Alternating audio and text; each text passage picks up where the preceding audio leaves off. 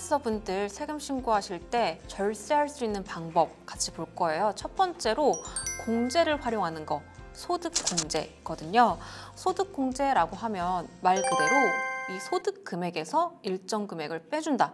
내가 그만큼 벌었던 것을 덜 번 것처럼 금액을 줄여준다라는 거죠. 자, 이렇게 소득공제를 받으면 자연스럽게 세율을 적용받는 금액도 적어지기 때문에 세금을 부담한 금액도 적어지게 됩니다. 자, 이렇게 소득공제는요, 크게 오늘 두 가지 볼 거예요. 첫 번째는 인적공제라는 것이고, 두 번째는 노란우산 공제에 대해서 같이 보도록 할 겁니다. 자, 먼저 인적공제를 보도록 할게요. 인적공제라는 것은 말 그대로 그 사람에 관련한 인적사항에 대해서 공제를 해준다라는 거고요. 인적공제는 크게 기본공제와 추가공제 이렇게 두 가지가 있고, 이 두 가지를 동시에 적용을 받으실 수가 있습니다. 자, 그러면 기본공제부터 한번 보도록 할게요. 이 표를 보시면 본인, 배우자, 직계존속 등등등 있죠. 자, 우리 소득세법상에서는 내가 부양가족이 있다라고 했을 때 그 부양가족의 숫자만큼 소득금액을 줄여주는 그런 효과가 있다라는 거죠. 그것을 바로 우리 인적공제 중에 기본공제라고 하는 거고요. 일단 요건이 있다라는 거예요. 그래서 이런 요건을 충족했을 때 부양가족 한 명당 150만 원의 소득공제를 받을 수 있습니다. 자, 그럼 하나씩 같이 보도록 할게요. 근데 먼저 첫 번째로 본인에 대한 소득공제는요, 아무것도 묻지도 따지지 않습니다. 즉, 소득 요건과 나이 요건 둘 다 따지지 않고 본인 자체로서 나에게 먹여주고 입혀주고 하는 것들을 다 인정을 해주겠다. 그래서 본인은 일단 150만 원 공제 깔고 들어간다라고 보시면 되겠고요. 자, 내가 결혼을 했다, 배우자가 있다라고 하시는 분들은 나의 배우자가 나이는 중요하지 않고요. 소득이 없으신 배우자라고 하면 이 배우자에 대해서 공제를 받으실 수가 있습니다. 자, 이 소득 기준은요, 우리 소득 금액이라고 표현을 합니다. 즉, 이익 개념이라고 보시면 돼요. 이 이익 개념으로 1년간 이익 금액이 100만 원 기준이다라고 보시면 되고요. 이 100만 원을 넘지 않으신 배우자가 있다라고 하면 소득 요건이 만족되어서 배우자에 대한 인적 공제를 받으실 수가 있습니다. 자, 그래서 배우자는 소득 요건만 따지면 되신다. 자, 나머지 부양가족, 즉 직계존속, 우리 부모님 그리고 조부모님 다 직계존속에 해당하거든요. 내가 이 직계존속을 부양하고 계신다라고 하면 둘 다 따집니다. 나이 요건과 소득 요건. 소득 요건은요, 아까 전에 말씀드렸던 100만 원 기준 전부 다 동일하게 적용이 되고요. 나이 요건은 우리 직계존속 같은 경우에는 만 나이로 60세 이상이어야 적용을 받으실 수가 있어요. 즉 60세 이상이면서 100만 원을 넘지 않는 소득이 있으신 우리 직계존속에 대해서 한 명당 150만 원 공제를 받으실 수가 있겠습니다.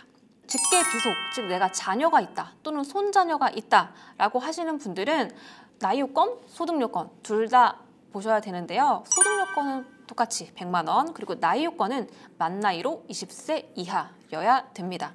그래서 이 두 가지 요건 모두 충족했다라고 했을 때 직계비속에 대해서도 마찬가지로 적용받을 수가 있고요. 자, 내가 형제 자매를 부양하고 있다라고 하는 경우도 있을 수가 있겠죠. 형제 자매도 내가 부양했을 때 기본공제 받을 수 있지만 다만 나이 요건이 있다라는 거죠.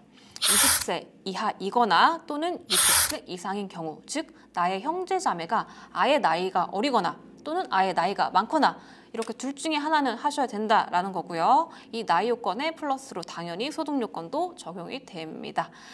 자, 그리고 나머지는 여러분들 뭐 기초생활법에 의한 수급자, 위탁아동 이런 것들은 따로 요건을 한번 보시고 적용을 해주시면 될 것 같습니다. 그래서 이 인적공제는 한 명당 150만 원이니까 내가 체크하셔가지고 최대한 적용받을 수 있는 것들 체크를 해주셔야 되겠고요.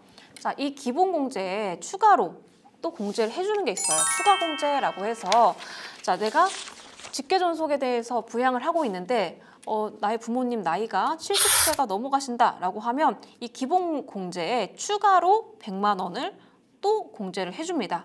그래서 70세 이상인 경우에는 경로우대자 공제라고 해서 100만 원 추가로 해주고요.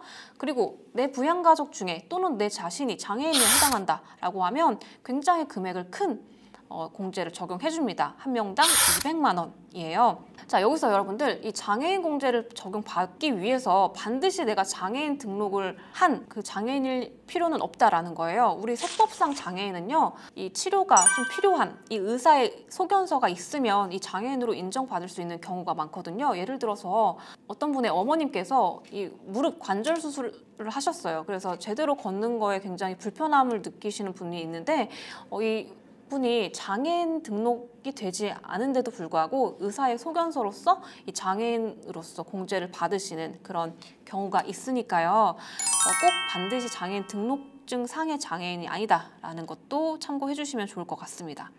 자, 그리고 한부모 공제인 경우에 100만 원을 공제를 받을 수가 있고요. 해당 거주자가 배우자가 없는 사람으로서 기본공제 대상자인 직계 비속 또는 입양자가 있는 경우에는 한부모 공제를 받으실 수가 있습니다. 자, 그리고 부녀자 공제라고 해서 여성분들이 받을 수 있는 공제인데요. 해당 과세 기간의 종합소득 금액이 3천만 원 일단은 이하여야 되고요. 그 분이 배우자가 없는 여성으로서 부양가족이 있는 세대주이거나 또는 배우자가 있는 여성이다 라고 하면 부녀자 공제로서 50만 원을 공제받을 수가 있고, 여기서 주의하실 점은 한부모 공제와 부녀자 공제는 둘 중에 하나만 선택해서 받으실 수가 있다라는 거예요. 그래서 둘 다 해당하신다라고 하면 뭐가 유리할까요? 당연히 한부모 공제가 유리하겠죠. 자, 지금까지 봤던 게 인적 공제였습니다. 자, 추가로 보실 게 뭐냐면 노란우산 공제라고 해서 우리 프리랜서 분들은 자유롭다라는 장점은 있지만 그만큼 어디서 퇴직금을 받을 수도 없고 내가 갑자기 다치거나 일을 못하게 됐을 때 소득이 굉장히 불안정하다라는 그런 점도 있잖아요. 그래서 이런 것들을 좀 지원을 해주는 그런 제도다라고 보시면 돼요. 노란우산 공제. 자, 이거는요. 내가 저금을 하는 것처럼 저축을 하는 것처럼 이 노란우산 공제에 불입을 하면 그 불입된 금액에 대해서 소득 공제 혜택을 받을 수가 있어요. 즉 내가 비용 처리를 하는 효과가 있다라고 보시면 되고요. 내가 이 노란우산 공제에 이렇게 불입을 하고 나서 일정한 요건, 내가 다치고 나이가 들고 했을 때 이 공제 이 불입한 금액에 대해서 내가 금액을 타서 쓸 때 그때도 소득세에 대해서 혜택을 주는 굉장히 좋은 제도다라고 보시면 됩니다. 그래서 최소 200만 원부터 최대 500만 원까지 소득공제 혜택이 있다라고 보시면 되겠고요.